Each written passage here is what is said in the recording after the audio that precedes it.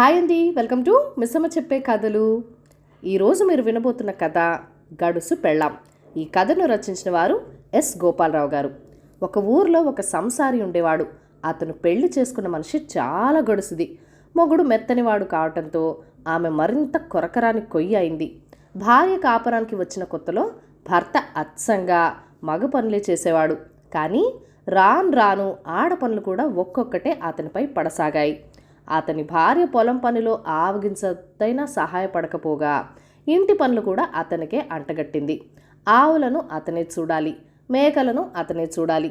చివరికి నీరు తేవటము, కసు ఊడ్చటము, బట్టలు ఉతకటము, పొయ్యి రాజేయటము కూడా అతనిపైనే పడ్డాయి. ఇంత కష్టపడి అడ్డమైన చాకరీ చేస్తున్నా అతని భార్య అతన్ని రోజల్లా దుమ్మెత్తి పోస్తూనే ఉంటుంది. అతను చేసిన పనికి చెయ్యని పనికి తప్పు పట్టేది. భార్య పెట్టే శాపనార్థాలు వినటానికి కాను కాసేపు నిలబడటానికైనా అతనికి తీరిక ఉండేదే కాదు.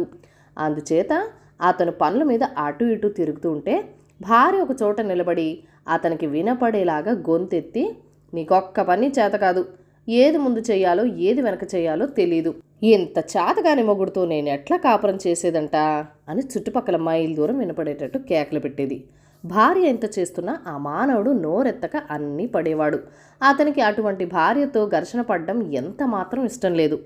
అందరూ తనని చూసి నవ్వుకుంటున్నారని అతనికి తెలుసు. అతను తన మిత్రులతో, ఎందుకు నవ్వుతారు, నవ్విన నాపచేనే పండుతుంది అనేవాడు. ఒకరోజు భార్య భర్తతో, పాలు కాస్త విరిగాయి, నువ్వు పని సరిగ్గా చేసావు గనక అన్నది నిష్ఠూరంగా. భర్త ఆశ్చర్యంతో, పాలు విరగడం కూడా నా తప్పేనా అన్నాడు. పాలదుత్తను నువ్వు పీచు పెట్టి తోముంటే పాలెందుకు విరుగుతాయి అన్నది భార్య. ఇదిగో చూడు, పాలదుత్త దగ్గర నుంచి నేను తోమాలని నాకు తెలీదు, ఇప్పుడు నువ్వు చెబుతున్నావు అన్నాడు భర్త. ఎన్ని పనులను నేను చూసుకునేది, మగదిక్కంటూ ఉన్నందుకు నాకు నీ సహాయం ఉండక్కర్లేదా ఏమిటి అన్నది భార్య. అదంతా నాకు తెలీదు, నేను చేయవలసిన పనులు ఏమేమిటో ఒక జాబితా రాసి అవి చెయ్యకపోతే నా తప్పు పట్టు, ఇది నోటి మాటలతో తేలే వ్యవహారం కాదు అన్నాడు భర్త. అతను కాగితం మీద రాసుకుంటూ ఉంటే భార్య అతను చేయవలసిన పనులన్నీ చెప్పింది. అది కొండవీటి చాంతాడంత జాబితా అయింది. కొద్ది రోజులు గడిచాయి. సంక్రాంతి వచ్చింది. రేపు పండగ అనగా భార్య తమ ఇంటి సమీపాన ఉన్న నీళ్లగుంట దగ్గర చాకిరేవి పెట్టింది.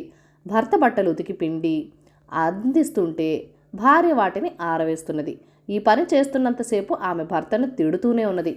రేపే పండగ, మామూలు పనులే కాలేదు, ఇక పండగ పనులు ఏమవుతాయో, జాబితా రాసుకున్నాం, ఏం ప్రయోజనం, చాలామంది వాజులు ఉన్నారు కానీ నీ అంత పనికి మాలిన వాజుని నేను ఎక్కడా చూడలేదు, మా అమ్మ ఏనాడో చెప్పింది. ఆమె మాట పూర్తి చేయకమునిపే ప్రమాదం జరిగిపోయింది. ఆమె భర్త పిండిన బట్టను అందుకోవటానికి గుంట ఒడ్డున ఉన్న జారుడు బండ రాయి మీద కాలు పెట్టింది. మొగుణ్ణి తిట్టే ఉద్రేకంలో ఆమె ఆ రాయిని సరిగ్గా చూడలేదు. దాని మీద కాలు పెట్టిన మరుక్షణమే కాలు జారి ఢబీమని నీళ్ల గుంటలో పడిపోయింది. మునిగిపోతున్నాను, చచ్చిపోతున్నాను, వేగిరం పైకి లాగు అన్నది భార్య.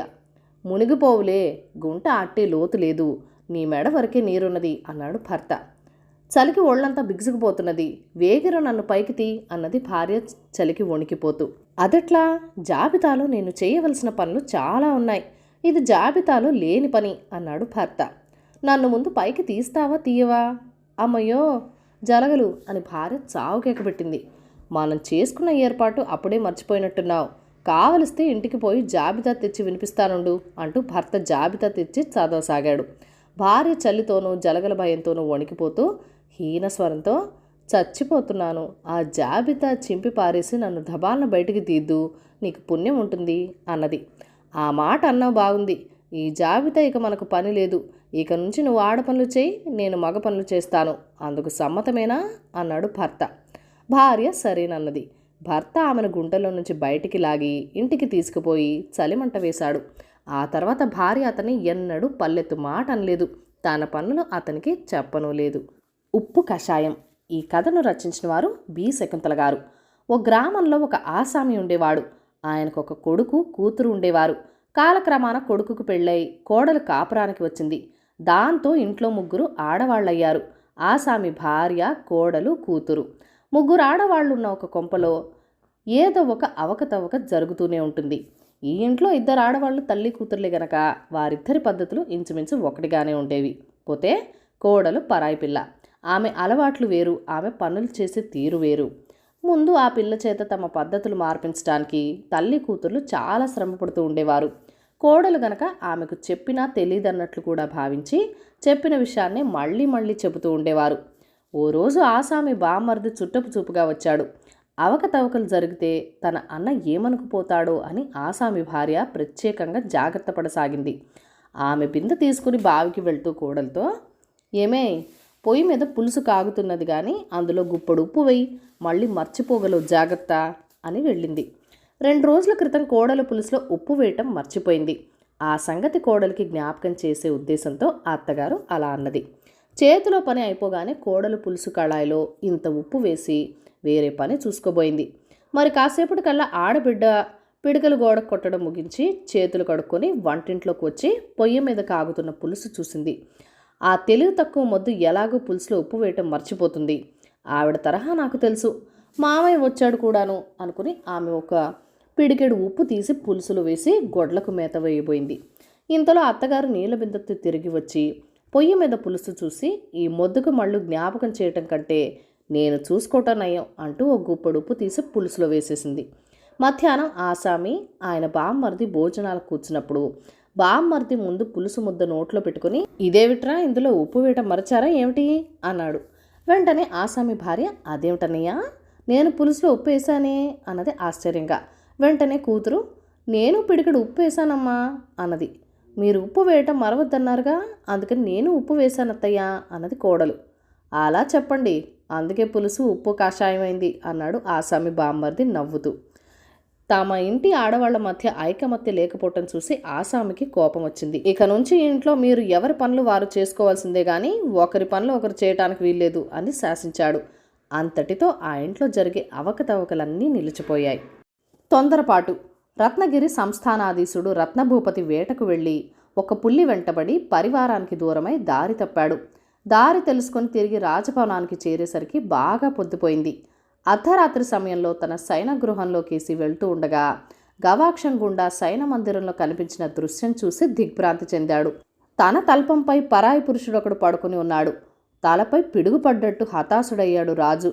పట్టరాని ఆవేశంతో వరలోని ఖడ్గాన్ని తీసి పడక మీద వ్యక్తి తల తెగనర్చడానికి ముందుకి అడుగు వేయబోయాడు. అంతలో, ఆగండి ప్రభు అంటూ అటు వచ్చిన రాణిగారి ప్రధాన పరిచారిక రాజును అడ్డుకున్నది.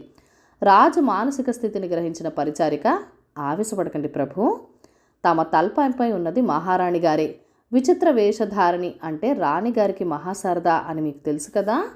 సాయంకాలం ఆమె రాజ్యాధికారి వేషం వేశారు. వేషం చక్కగా ఉందని అందరూ ప్రశంసించడంతో దాన్ని మీకు చూపించాలన్న ఉత్సాహంతో మీ రాక కోసం ఎదురు చూస్తూ అలాగే మీ పడకపై పడుకొని నిద్రపోయారు అన్నది. ఎంత ఘోరం జరిగిపోయేది. సమయానికి వచ్చి నా ప్రాణ సమానమైన మహారాణి ప్రాణాలు కాపాడావు అంటూ రాజు ఖడ్గాన్ని వరలో ఉంచాడు. అప్పటికే నిద్రలేచిన మహారాణిని మందహాసంతో సమీపించాడు. రాజు తొందరపాటుతో అపార్థం చేసుకుని ఆవేశానికి లోనైనందుకు లోపల సిగ్గుపడుతూ అమాయకంగా నవ్వుతున్న మహారాణి తలను ఆప్యాయంగా నిమురుతూ పక్కన కూర్చున్నాడు. ఈ కథను రచించిన వారు రత్నకుమార్ గారు. కథ కంచికి మనం ఇంటికి. మన ఛానల్ని ఫస్ట్ టైం చూస్తున్నట్లయితే కనుక ప్లీజ్ సబ్స్క్రైబ్ చేసుకొని మీ సపోర్ట్ ఇవ్వండి. మీ అమూల్యమైన ఫీడ్బ్యాక్ అండ్ సజెషన్స్ నాతో కామెంట్ సెక్షన్లో కూడా షేర్ చేసేయండి. మన వీడియోస్ని లైక్ చేయండి. Thank you for watching. Bye bye.